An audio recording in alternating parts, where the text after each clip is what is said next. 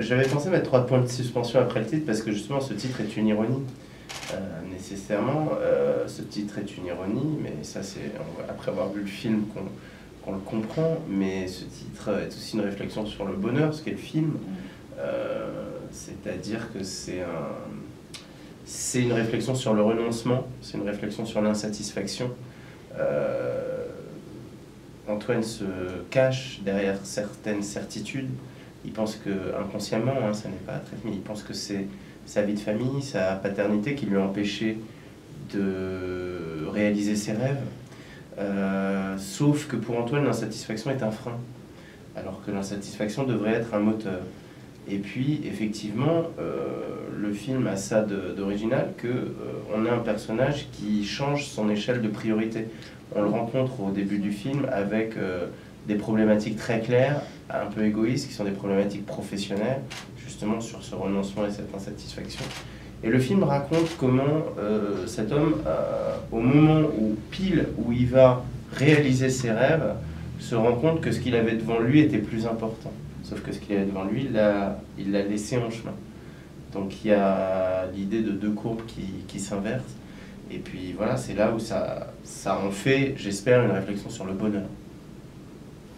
Mon ambition, c'était que le film soit réaliste, certes, mais que ça soit comme dans la vie, un peu plus beau. Donc nécessairement, dans la vie, il n'y a pas qu'un ton. Des fois, les films sont univoques, c'est des comédies, c'est des drames. Et puis moi, mon ambition et mes goûts en tant que spectateur, c'est quand les plaisirs sont variés, quand les tons sont rompus. Donc ces ruptures de ton, je les voulais. Effectivement, on passe dans le film du rire aux larmes ou à l'émotion. Et puis, en tout cas, moi, en tant que spectateur, quand je sors d'une salle de cinéma, c'est ça qui me... C'est ça que j'aime. Et j'avais très peur de travailler sur ces ruptures de ton parce que c'est assez casse-gueule.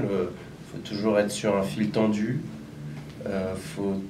Ça ne supporte pas la médiocrité comme une recette très technique. C'est-à-dire que faut toujours que ce soit réaliste quand on est dans une rupture de ton. Alors que dans un drame ou dans une comédie plus univoque, on peut, sur certains films, sortir de ce réalisme. Et là, voilà, il fallait garder ce réalisme tout en étant subtil et légitime dans ces ruptures de ton. Et des fois, justement, quand je parle de légitimité, c'est que des fois, le spectateur peut ne pas les accepter. Et puis, mon challenge à moi, c'était de faire en sorte que ça soit fluide et que les spectateurs l'acceptent. Je voulais que ce film puisse vraiment se référer un cinéma indépendant américain de fin des années 70, début des années 80. Autant dans la mise en scène, sur la façon de filmer les extérieurs avec beaucoup de longues focales, faire de la ville quelque chose qui soit un peu partie prenante, de filmer des décors d'une ville qu'on connaît parfaitement, mais pas ceux qu'on connaît. Voilà, c'est le cinéma des années 80, des années 70. Et il y a cette volonté dans la direction artistique. Effectivement, j'avais interdit les murs blancs, par exemple. Je voulais aucun mur blanc.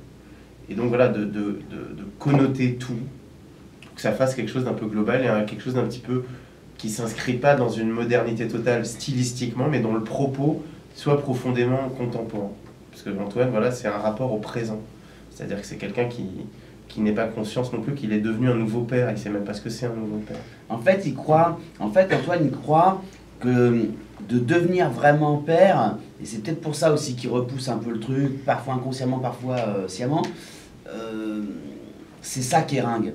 C'est ça qui rend ringue.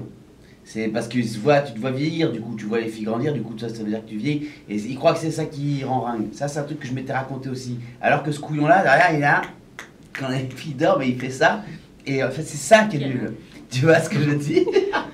Et souvent, ça me revient maintenant qu'on évoque ça, souvent je lui faisais faire des trucs, moi je dis toujours ça, je lui faisais faire des trucs, pas moi qui fais, c'est Antoine, moi je fais pour lui.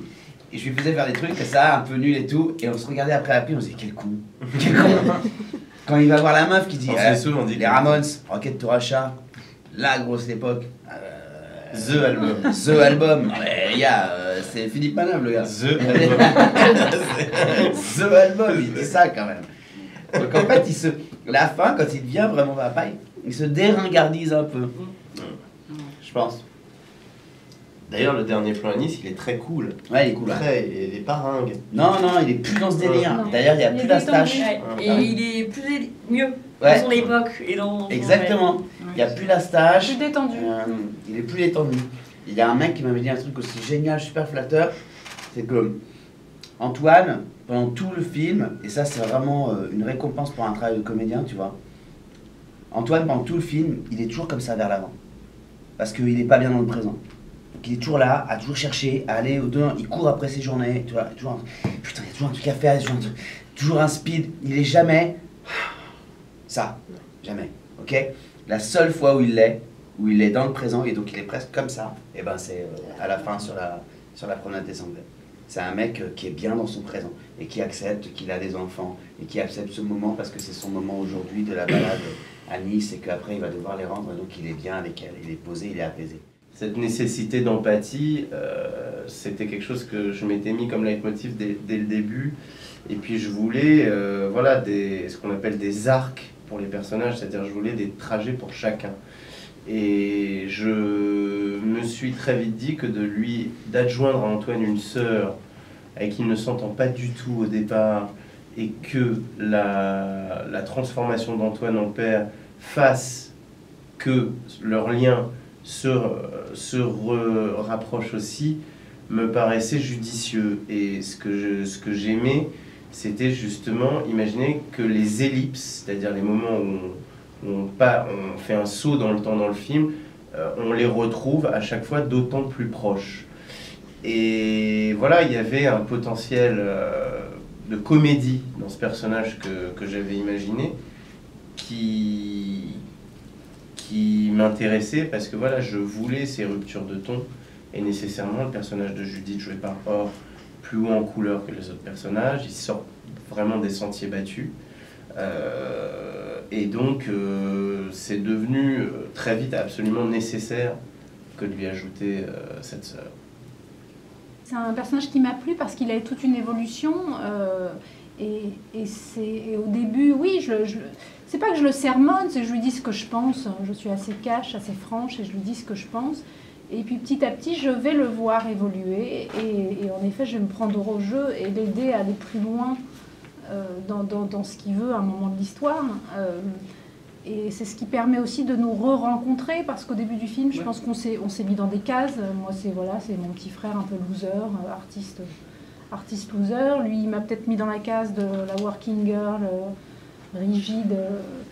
Et puis, petit à petit, on fait tous les deux un pas de côté, et puis on apprend à se regarder autrement, à se re-regarder, et on se rencontre de nouveau. Donc c'est ça qui m'a intéressée. J'essaie de travailler comme on me l'a appris. Moi j'ai appris à jouer, j'apprends toujours à jouer la comédie avec une dame qui s'appelle Julie Villemont.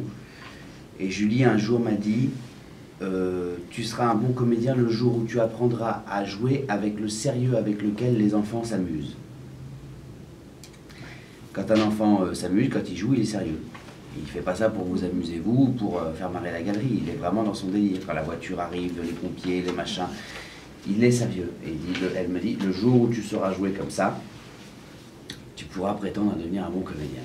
Et en fait, sur le film de Cyril, je n'ai fait que m'inspirer du travail des filles, qui elles jouaient comme ça. En particulier Raphaël, qui n'a pas encore de technique parce que c'est son premier film. Raphaël, c'était vraiment que de l'instinct, du ressenti, et elle l'était à 100% à l'endroit de son personnage. C'était la rencontre de son personnage et d'elle-même se faisait à chaque réplique avec une telle sincérité que tu ne peux pas questionner que cet enfant est en train de jouer la comédie. Et même dans son jeu à elle, elle me faisait me rappeler qu'il fallait que je n'oublie pas de jouer comme elle, parce que sinon, ça aurait pas été... Enfin, on aurait bien vu qu'il y avait un truc. Il y a quelqu'un qui donne tout, c'est presque ses tripes qu'elle met... Quand je lui dis que je vais appeler le président de la République, revoyez le film et regardez l'inquiétude qu'elle a, t'as même pas son numéro, en se grattant la joue, alors qu'elle sait très bien qu'on est en train de jouer, que son père est derrière la caméra, il y a des lumières, et pourtant, elle a quand même peur. j'espère un jour pouvoir dire que je suis aussi bon que Raphaël, notamment en ce moment-là. Eh ben, il y a une appréhension nécessairement, il y a une responsabilité pour moi et aussi aux yeux de l'équipe. Il y avait une inquiétude aussi de Manu qui était tout à fait légitime. On n'en avait pas parlé, hein, mais c'était tout à fait normal.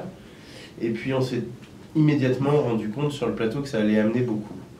Parce que nécessairement, voilà, le film suinte de mon vécu avec ma fille. Et puis donc on se comportait sur le plateau exactement de la même façon que je voulais que Manu se comporte avec elle dans le film.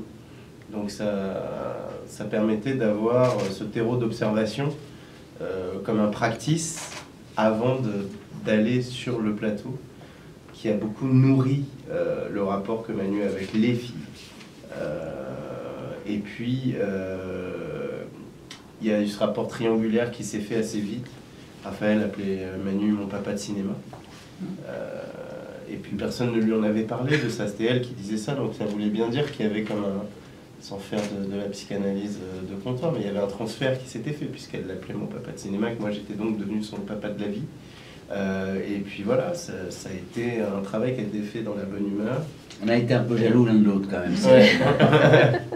Oui, non, c'est vrai que voilà, moi j'ai vu certaines séquences où ma fille se comportait avec Manu, mais sur des choses qui ne sont pas du dialogue, sur un rapport voilà, sur le lâcher-prise, c'est-à-dire quand le matin où ils prennent le petit déjeuner, quand elle sort de sa chambre et qu'elle va dans ses bras, elle a ce lâcher-prise musculaire quand elle est dans ses bras qui est exactement le même qu'elle a avec moi. Et puis c'était dingue justement qu'elle puisse se laisser aller avec quelqu'un d'autre, à avoir un rapport filial avec lui. C'était très émouvant, mais effectivement, des fois je me disais, bah tiens, c'est avec Manu.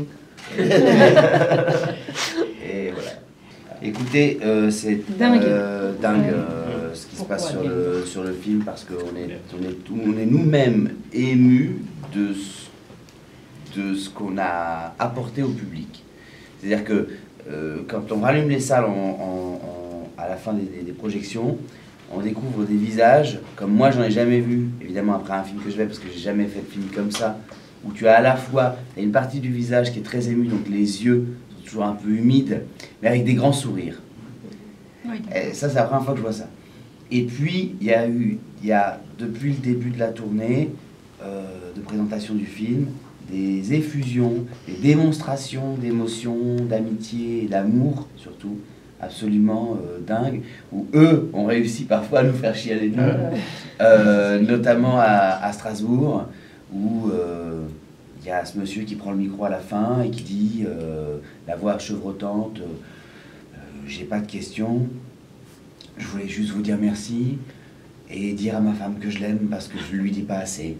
Et ils sont embrassés. Devant toute la salle, ils se sont embrassés. Et plein de couples se sont embrassés à la suite. C'était dingue. Après, il y a une femme qui a pris le micro, qui a dit, ben moi je pense à ma copine Stéphanie qui est à l'autre bout de la salle et qui vit une séparation en ce moment. Et donc je pense à elle très fort, je t'aime. Et elle s'est levée, elle a été l'embrasser aussi à l'autre bout de la salle. Et à la fin, le summum, vas-y. Le climax émotionnel, c'est un couple qui est venu me voir à l'issue de la projection et qui me disent, écoutez, voilà, nous on a eu des invites à 17h, on savait même pas ce qu'on venait voir, c'est des amis qui nous ont donné les invites. Et puis alors vraiment merci, parce qu'on est en plein dedans. Alors comme ils étaient ensemble, je lui dis, bon bah je leur dis, vous avez des enfants, comme beaucoup de gens voilà, peuvent s'identifier. Je dis, non, on est en train de se séparer, on est en plein dedans, on est en train de se séparer. Moi j'étais très mal à l'aise de cette... truc un peu, on est en train de se séparer quoi, un peu souriant en disant ça. Puis je dis, je suis désolé, ça n'a pas dû être facile de voir ça. Et il fait, non, mais parce que quand même, au générique de fin, là, quand ils ont allumé les lumières, on s'est regardé, on avait les yeux un petit peu embués et on s'est embrassés. Et alors là, je sais pas s'ils se remettront ensemble ou pas. Ils ont dit qu'ils se redonnaient une chance. Mais pas mal quand même. Le film qui redonne une chance.